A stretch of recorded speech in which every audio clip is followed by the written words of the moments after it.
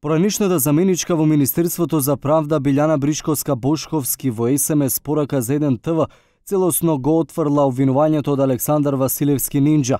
Тој директно ја посочи Бришковска-Бошковски како еден од координаторите на нередите кои се случија на 27 април во Законодавниот дом. Таа вели дека е запрепастена од невистиноста на овој исказ и го отфрли во целост. 1 ТВ ја покани да даде изјава пред камера, меѓутоа таа се извини велики дека е премногу вознемирена од невистиниот исказ и останува на изјавата од пораката. Во врска со наводите пренесени во медиумите од сведочењето на обвинетото лице Александар Василевски, можам само да изјавам дека сум запрепастена од невистинитоста на исказот на сведокот кој се однесува на мене и целосно го отфрлам како неточен. На денешното сведочење во Кривичниот суд Нинџа изјави дека Билјана Бришковска-Бошковски го контактирала Трајко Велјановски од 8-миот кат на седиштето на ВМРО ДПМН и му дала наредба да бидат отворени влезните врати во собранието.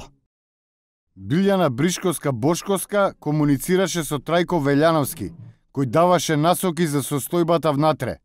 Милејана Киевски и Спире Ристевски комуницираа со Бетмен.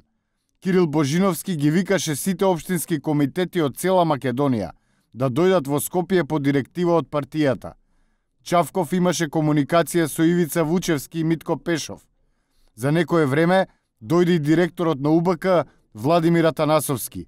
Тука сакам да нагласам дека се координираше сето тоа што се случи на 27 април. Како што доаѓаше масата кон собрание, така наредбите беа подиректни. Бришковска-Бошковска кажуваше дека првото сценарио не успеало, дека пратениците не ја завршиле својата работа, не предизвикале тепачки. Пошто дојде насока од неа, му се јави на Велјановски и му кажа да се отворат вратите во собранието. Бе во штабот до 19 часот и 15 минути, пошто директорот Владимир Атанасовски ми рече да одам на терен и да известувам што се случило. Билјана Бришковска-Бошковски е обвинета во предметот Титаник на специјалното јавно обвинителство за злосторничко здружување и фалсификување исправа.